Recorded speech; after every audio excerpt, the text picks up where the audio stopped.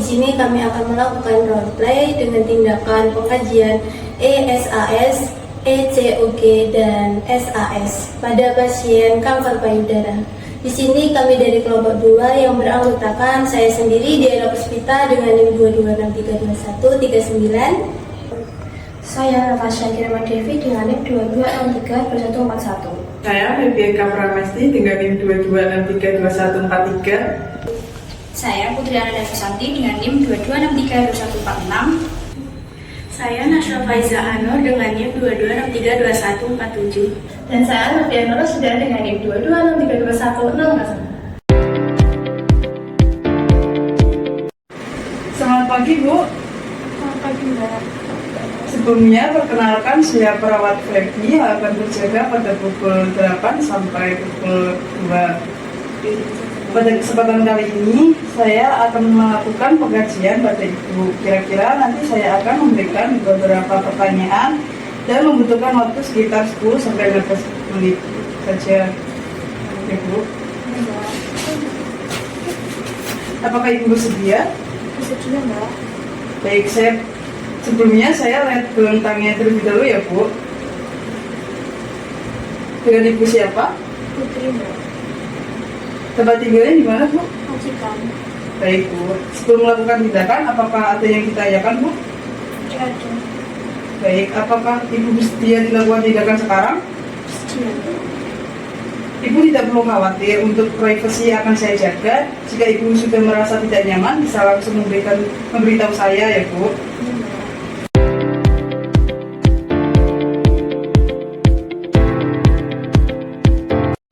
Untuk yang pertama yaitu pengkajian ESAS. Tujuannya untuk mengetahui kondisi umum kesehatan yang Ibu alami seperti nyeri, kelelahan, rasa mengantuk, mual, kurang nafsu makan, depresi, kecemasan, sesak, dan kesejahteraan yang Ibu rasakan. Nanti ada beberapa pertanyaan yang Ibu jawab yang sudah saya sebutkan tadi ya, Bu. Ya, Mbak. Terlebih dahulu mengenai scoring dari pertanyaan yang saya ajukan nanti, skor 0 gejala dan masalah tidak ada sehingga tidak ada gejala distres. Skor 1 mengalami distres ringan dan masalah yang dialami. Skor 10 mengalami distres terburuk yang berhubungan dengan gejala atau masalah yang dialami. Begitu ya, Bu. Apakah ada yang ditanyakan? Tidak ada, Mbak. Apa yang Ibu rasakan saat ini yang paling membuat Ibu tidak nyaman? Saya merasa sakit. 3. Begitu ya, Bu. Apakah ada yang ditanyakan? Tidak ada, Mbak. Apa yang Ibu rasakan saat ini yang paling membuat Ibu tidak nyaman? Saya merasa nyeri pinggang dan nyerinya itu muncul ketika saya melakukan aktivitas, Mbak. Kira-kira nilainya pada angka berapa ya, Bu? 7, Mbak.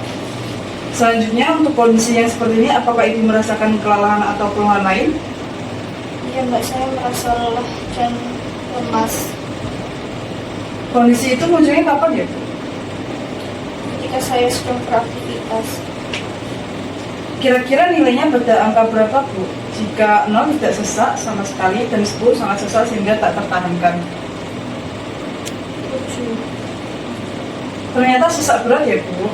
Selanjutnya, apakah Ibu merasa mual, muntah dan sebagainya? Iya, Mbak, terkadang saya merasa mual ketika makan dan terkadang tidak. Jadi mual muntahnya jarang ya, Bu, dari 0 sampai 10. Kalau jika 0 tidak mual dan 10 mual hebat sampai muntah. 6. Kemudian apakah Ibu merasakan cemas? Iya, Mbak, saya merasa cemas. Kenapa Ibu merasakan cemas? Ya, karena saya memikirkan penyakit saya. Kapan kira-kira kecemasan itu muncul? Ketika saya sedang melakukan aktivitas. Apa yang Ibu lakukan untuk mengurangi rasa cemas tersebut? Berdoa dan berzikir, Mbak. Wah, bagus ya, Bu. Apakah Ibu sering mengantuk? Iya, Mbak. Baik, nafsu makan Ibu apakah memiliki selera makan atau tidak? Nafsu makan saya sedikit berkurang, Mbak. Baik, berapa kali Ibu makan dalam sehari? 2 kali. Dan itu sedikit-sedikit karena saya merasa mual. Baik. Yang terakhir ya, Bu, apakah Ibu memiliki masalah tentang keluarga atau kesehatan? Iya, Mbak. merasa sedih karena anak saya yang dari kecil saya rawat tidak mau merawat saya ketika saya sakit, dan saya sekarang menderita penyakit kanker payudara.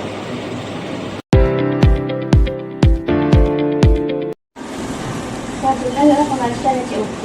Tujuannya untuk mengetahui sejauh mana dampak radiasi itu terhadap aktivitas sehari-hari.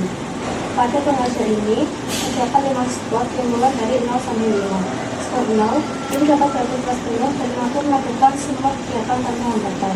Spot 1, berbatasan ketika melakukan aktivitas fisik yang berat, tetapi itu bisa berpindah dan melakukan aktivitas ringan seperti mencuci piring. Spot 2, itu mampu melakukan aktivitas perawatan diri seperti menyapu dan bergerak, namun tidak mampu melakukan pekerjaan lainnya yang berat. Jadi selama itu terbangun setengahnya itu bisa melakukan aktivitas. Spot 3, itu mampu melakukan perawatan diri yang terbatas. Jadi selama terbangun setengahnya itu hanya bisa melakukan aktivitas di antara tempat duduk dan kursi. Spot 4, itu tidak dapat melakukan aktivitas datar. Dalam artian itu tidak bisa melakukan perawatan diri sendiri dan hanya berada di tempat tidur atau kursi. Skor 5, itu ada itu mengerti. Bagaimana itu, apakah ibu sudah mengerti? Iya enggak. Baik, kalau begitu sekarang coba ceritakan bagaimana kondisi ibu saat ini. Jadi saya didiagnosa kanker payudara, dan akhir-akhir ini kondisi saya kurang baik dan udah susah, sulit tidur di malam hari dan juga mudah lelah. Lalu apakah ibu bisa melakukan aktivitas sehari-hari? Saya bisa melakukan aktivitas ringan baik seperti mencuci piring.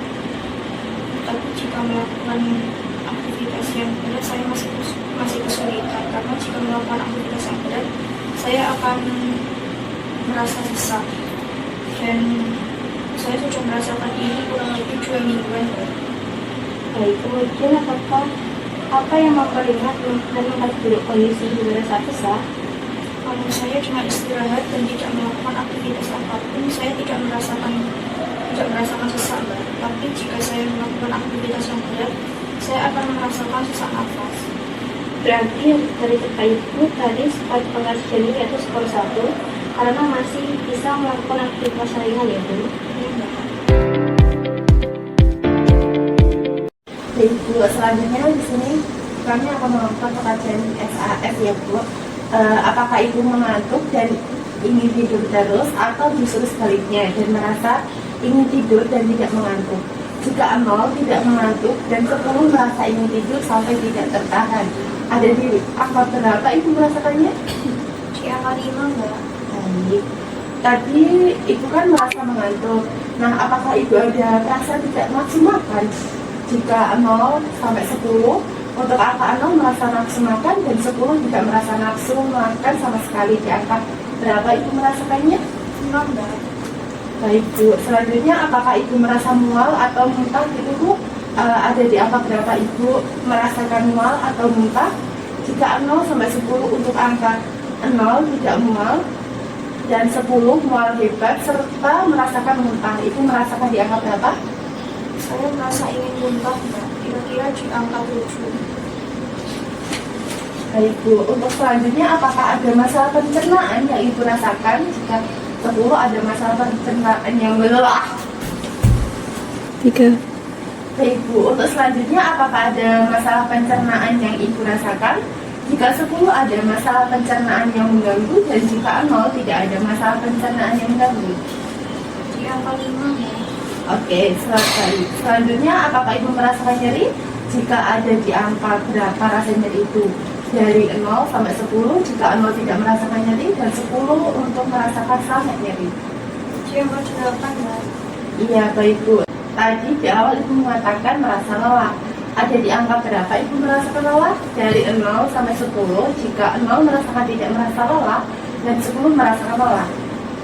Saya merasa lelah jika melakukan aktivitas yang berat, Mbak. Kira-kira di angka 5. Oh iya, begitu ya Bu. Baik Bu, jadi ini sudah selesai. Alhamdulillah kita sudah bisa mengatasi kondisi apa yang dirasakan oleh ibu, karena ini memang kondisinya sudah lemah. Jadi kalau boleh kita lihat di sini angkanya lebih besar, yaitu 1, 2, 3, 4, sampai 10. Jadi 10 itu item yang kita tanyakan rata-rata itu ada di angka 5, 6, 7, bahkan ada yang 8. Jadi memang banyak sekali masalah kesehatan yang akan diselesaikan bersama tim kita ya Bu. Baik Bu, kita sudah selesai. Besok sekitar pukul 10, saya kembali ke sini memberikan lagi formulir untuk menanyakan perkembangan Ibu.